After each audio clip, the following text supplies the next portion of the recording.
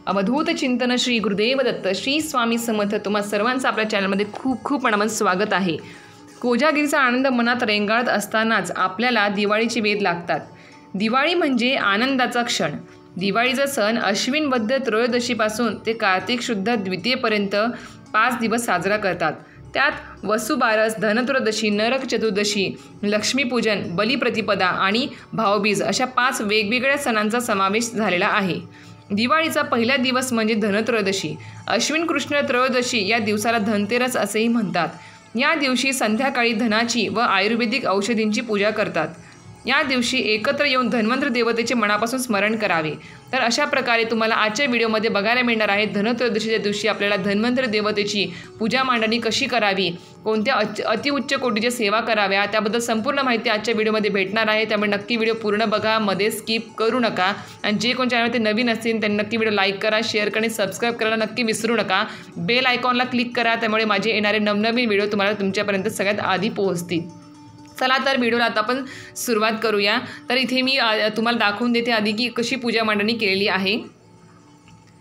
तर आता आपण व्हिडिओला सुरुवात करूया। तर धन्वंतरी देवता या दिवशी तुम्हाला बघायचं आहे की धनत्रयोदशीच्या दिवशी आपल्याला इथे एक चौरंग घ्यायचा आहे। चौरंगावरती लाल वस्त्र अंथरायचं आहे आणि त्याच्यावरती आपल्याला धन्वंतरी देवतेचे फोटो जो अतिशय महत्त्वाचा आहे तो घेऊनच यायचा आहे, तो स्थानापन्न करायचा आहे। लक्ष्मी मातेचा फोटो असेल तो पण स्थानापन्न करू शकता। आणि इथे आपल्याला जो आपल्या घरामध्ये आपण कलश स्थापन केलेला आहे, नसेल केलेला तर या दिवशी नक्की स्थापन करा। इथे माझा घरात जो कलश आहे ज्याला कोंब फुटलेला आहे तोच मी इथे कलश घेतलेला आहे पूजेमध्ये। तर अशा प्रकारे इथे आपल्याला कलश पूजा केलेली आहे मी सकाळीच। त्याला मी हळद कुंकाचे 5 वेढे ओढून घेतलेले आहे 5ही बाजूने आणि विड्याची पानं, त्यात हळद कुंकू, 1 रुपयाचं नाणं आणि सुपारी टाकून कलश स्थापन करायचा आहे। तर इथे दिवा प्रज्वलित करून घ्यायचा आहे। सर्वप्रथम एक तुपाचा दिवा मी घेतला आहे आणि एक तेलाचा दिवा घेतलेला आहे। कारण की कुठलीही पूजा अर्चा मंत्र स्तोत्र हे अग्नीच्या साक्षीनेच करायचे असतात। कारण की अग्निदेवता ही साक्षीला असते आपल्या कुठल्याही पूजेसाठी। मंत्र स्तोत्र जे आपण करतो, पठण करतो, सेवा करतो, त्याला साक्ष ही फक्त आपल्या अग्निदेवतेचीच असते। तर अशा प्रकारे इथे आपल्याला दिव्यांना हळद कुंकू अर्पण करायचं आहे, अक्षता अर्पण करायचे आहेत आणि फूल देखील अर्पण करायचं आहे। तर इथे आपल्याला ही पूजा अर्चा झाल्यावरती आपल्याला समोर पूजेला सुरुवात करायची आहे। त्यानंतर आपल्याला इथे कलश देवतेची पण परत एकदा मी तुम्हाला हळद कुंकू लावून इथे पूजेमध्ये पूजा करून घ्यायची आहे। हळद कुंकू लावायचं, अक्षता वाहायचे आहेत, फूल अर्पण करायचं आहे। तर या दिवशी एकत्र येऊन धन्वंतरी देवतेचे मनापासून स्मरण करावे। आयुर्वेदाचा अर्थ आयुची म्हणजे मानव जीवनाचे ज्ञान असा आहे। भारतातील हे आयुर्विज्ञान सर्वात जगात पसरले। निरोगी माणसाच्या स्वास्थ्याचे व रोगी माणसास रोगमुक्त करणाऱ्या आयुर्वेदाच्या मूलभूत सिद्धांतांचे चिंतन आणि प्रचार होणे आवश्यक आहे। तर अशा प्रकारे अतिशय महत्त्वाची असलेली धन्वंतरी देवता आहे आणि तिची आपल्याला या दिवशी पूजा अर्चा करायची असते। इथे मी फोटोला धन्वंतरी देवतेच्या फोटोला कुंकू लावून घेतलेला आहे आणि लक्ष्मी मातेच्या फोटोला इथे हळद कुंकू अर्पण केलेला आहे। त्यानंतर आपल्याला इथे दोन्ही देवतेंना फुलं अर्पण करायची आहेत। तुमच्याकडे जी फुलं असतील ती फुलं तुम्हाला इथे अर्पण करायची आहे। धनत्रयोदशीचा हा दिवस आणखी एका गोष्टीची स्मृती म्हणून पाळला जातो। क्षीरसागराच्या मंथनातून 14 रत्ने बाहेर पडली, त्यात चंद्राचा थोरला भाऊ म्हणून धन्वंतरी हे 5वे रत्न बाहेर पडले। तर हे बघू शकता, तुम्हाला थोडी मी मध्ये माहिती सांगत जाते आहे की धन्वंतरी देवता अतिशय महत्त्वाची देवता आहे आणि ती कशी प्रगट झाली त्याबद्दल थोडक्यात तुम्हाला मध्ये मी माहिती देते आहे। तर इथे 2 विड्याची पानं घ्यायची आहे, त्याच्यावरती तुम्हाला अक्षता ठेवायच्या आहेत आणि गणपती बाप्पांना स्थानापन्न करायचं आहे। इथे आधी गणपती बाप्पाला आपला अभिषेक करून घ्यायचा आहे। ओम गणपते म्हणून तुम्ही 5 वेळेस 5 पळी पाणी अर्पण करू शकता किंवा अथर्व शीर्षमचं पठण करून अभिषेक करायचा आहे आणि तुम्हाला इथे गणपती बाप्पाला स्थानापन्न करायचं आहे। आणि इथे तुम्हाला लाल फुल अर्पण करायचं आहे हळद कुंकू लावून। आणि इथे गणपती बाप्पाला आपल्याला नैवेद्य म्हणून गुळ खोबऱ्याचं नैवेद्य दाखवायचं आहे। त्यानंतर बाजूला 2 विड्याची पानं घेतलेली आहे आणि त्या 2 विड्याच्या पानावरती थोड्याशी अक्षता ठेवायची आहेत। तुमच्याकडे जर लक्ष्मी मातेची जर मूर्ती असेल तर ती लक्ष्मी मातेची मूर्ती ते तुम्ही ठेवू शकता। माझ्याकडे नाही आहे म्हणून मी ते लक्ष्मी मातेचं प्रतीक म्हणून श्रीयंत्राचा जे माझ्याकडे आहे श्रीयंत्र त्याला स्थानापन्न केलेलं आहे त्यांना आणि त्याला हळद कुंकू वाहून त्याच्यावर फूल अर्पण केलेलं आहे। आणि कमळगट्ट्याची माळ जी लक्ष्मी मातेला अतिशय प्रिय आहे, जी कमळावर साणा पडणं असल्यामुळे ती कमळगट्ट्याची 16 मण्यांची माळ मी अर्पण केलेली आहे. त्याच्या बाजूला आपल्याला इथे 2 जोड विण्याची पानं घ्यायची आहे. परत त्याच्यावर आपल्याला कुबेर यंत्र स्थानापन्न करायचं आहे.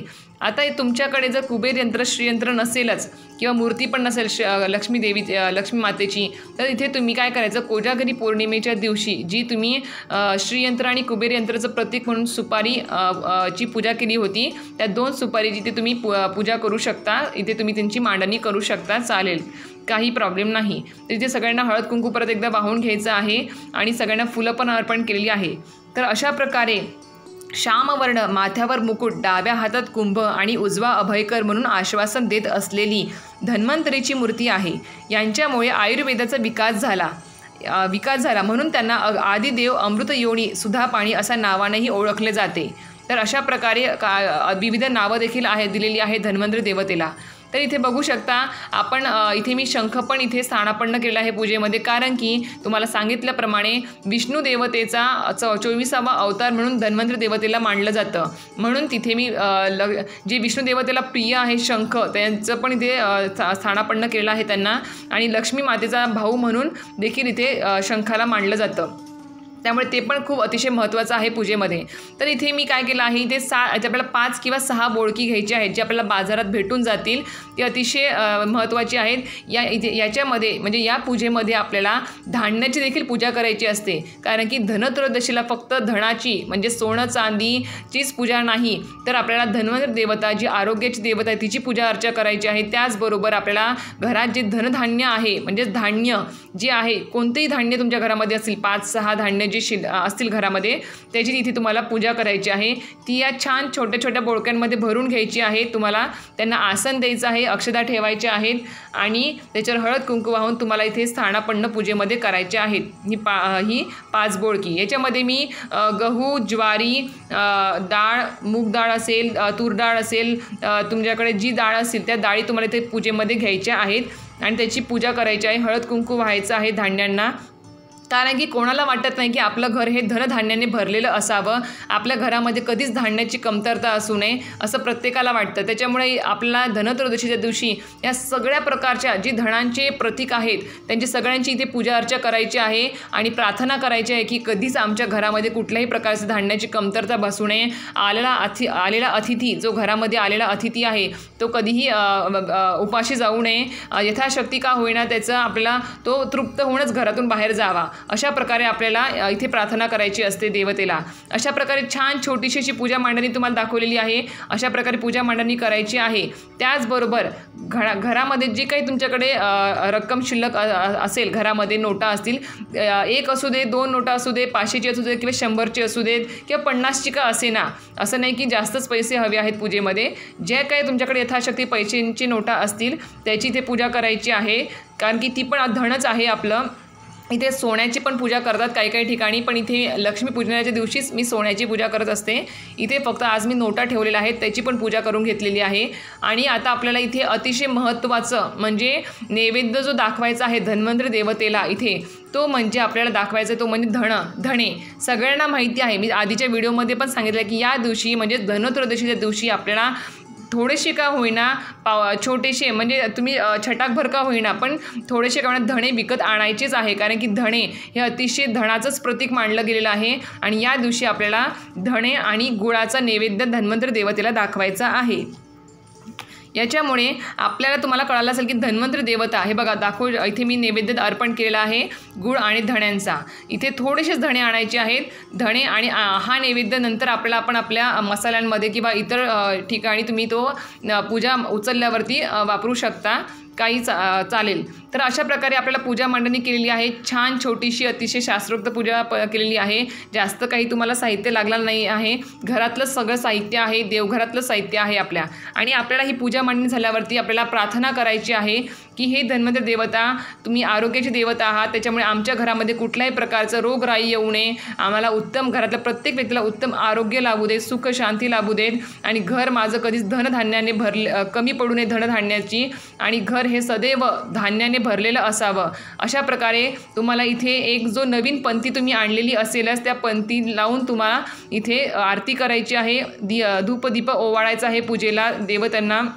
आणि अशा प्रकारे तुम्हाला पूजा मांडणी आणि कळालीच असेल शास्त्रोक्त मध्ये जी माहिती सांगितली आहे धन्वंतरी देवता का ही पूजा महत्त्वाची आहे आपल्याला धनत्रयोदशीच्या दिवशी, ती माहिती पण तुम्हाला कळाली असेल. तर आता यापुढे तुम्ही बघू शकता की आता आपल्याला अशा प्रकारे तुम्हाला कळालंच असेल की धनत्रयोदशीच्या दिवशी आपल्याला धन्वंतरी देवतेची म्हणजेच आरोग्याची जी देवता आहे, त्याचबरोबर लक्ष्मी मातेची कुबेर यंत्र असेल, नंतर गणपती बाप्पाची कलश स्थापना कशी करायची आणि त्याचबरोबर तुम्हाला पूजा कशी करायची, म्हणजे पूजा धनत्रयोदशीला पूजा मांडणी कशी करावी, ही संपूर्ण विधी तुम्हाला कळालं असेलच. आता अशा प्रकारे तुम्हाला तुमच्या घरी धनत्रयोदशीच्या दिवशी पूजा मांडणी करायची आहे. अतिशय सोप्या पद्धतीने मांडणी सांगितलेली आहे, जास्त काही साहित्य लागणारं नाही आहे. त्याचबरोबर या दिवशी काही सेवा पण आपल्याला करायच्या असतात. असं नाही की फक्त धन्वंतरी देवतेची पूजा मांडणी केली, प्रार्थना केली, आरती केली, नैवेद्य दाखवला एवढंच नाही, तर आपल्याला या दिवशी काही सेवा पण करायच्या असतात ज्याने आपल्याला म्हणजे धन्वंतरी देवतेला तर आपण प्रार्थना करतोच की आम्हाला उत्तम आरोग्य, सुदृढ आयु आरोग्य लागू दे, येणारं वर्ष हे सुखाचं समाधानाचं जाऊ देत आणि माझं घर जे आपण धान्याची जी पूजा केली आहे इथे ते म्हणजेच काय तर आपल्या घरात हे धनधान्याने भरलेलं असू दे, आपलंच नाही तर सगळ्यांचंच, कोणाच्याच घरात कधी धान्याची कमतरता नसावी, सगळ्यांचं घर हे धनधान्याने भरलेलं असावं, आलेला पै पाहुणा हा कधी उपाशी जाऊ नये घरातून, असं एवढा आपल्याला आशीर्वाद मागायचा असतो धन्वंतरी देवतेकडून. तर या दिवशी आपल्याला काय सेवा करायची ते मी तुम्हाला सांगते. या दिवशी आपल्याला धन्वंतरी मंत्राचा एक माळ जप करायचा आहे. धन्वंतरी मंत्र जो आहे मी तो तुम्हाला नित्यसेवेच्या पुस्तकात दिलेला आहे. तर धन्वंतरी देवतेचा जो मंत्र आपला एक माळ जप करायचा आहे या दिवशी, ती सेवा तो मंत्र आहे ओम नमो भगवते वासुदेवाय धन्वंतरे अमृत कलश हस्ताय सर्वामय विनाशाय त्रैलोक्यनाथाय महाविष्णवे स्वाहा.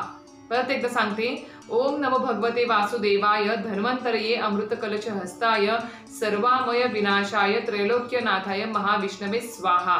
असा हा मंत्र आहे धन्वंतरी मंत्र. तुम्हाला नित्य सेवेच्या पुस्तकामध्ये पोथीमध्ये भेटून जाईल. ज्यांच्याकडे आहे त्यांच्या तुम्ही तिथे बघू शकता आणि ज्यांच्याकडे नाही आहे त्यांना मी इथे तुम्हाला इथे स्क्रीनवरती दिसून जाईल तो मंत्र काय आहे, किंवा डिस्क्रिप्शन बॉक्समध्ये पण तो देऊन देईल मी मंत्र.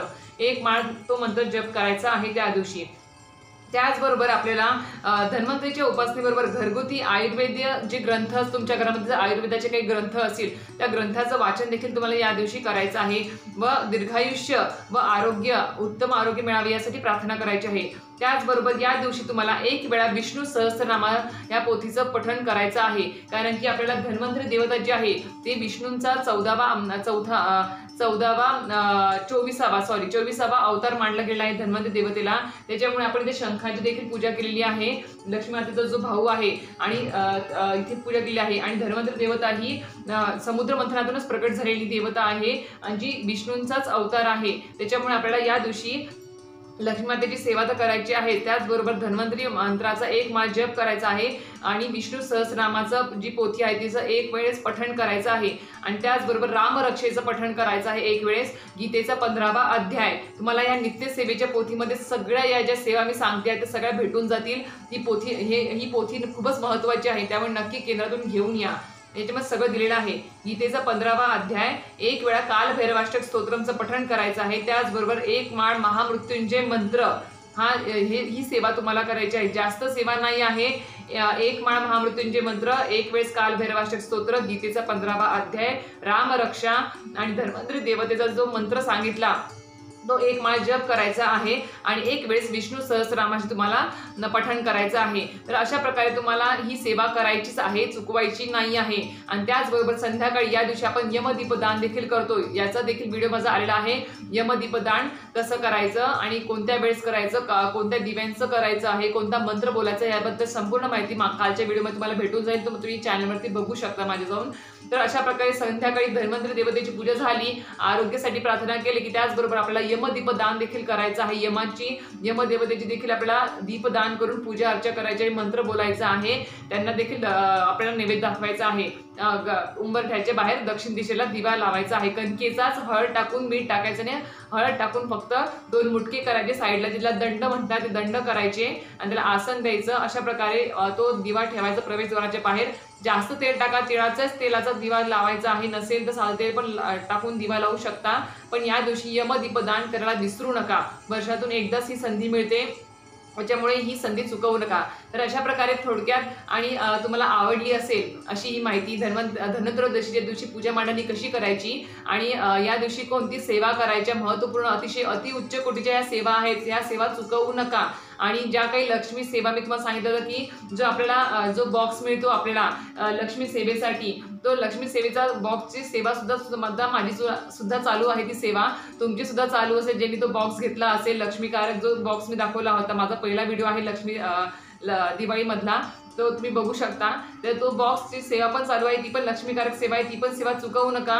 ती पण सेवा संध्याकाळी करत चला. अलक्ष्मीला घराच्या बाहेर काढा, जेणेकरून लक्ष्मीपूजनाच्या दिवशी आपल्याला लक्ष्मीला घरात प्रवेश देता येईल, घरामध्ये लक्ष्मीला प्रवेश करेल. तर अशा प्रकारे व्हिडिओ इथेच थांबवते. व्हिडिओ आवडला असेल तर नक्की लाईक करा, शेअर करा आणि सबस्क्राईब करायला विसरू नका. श्री स्वामी समर्थ.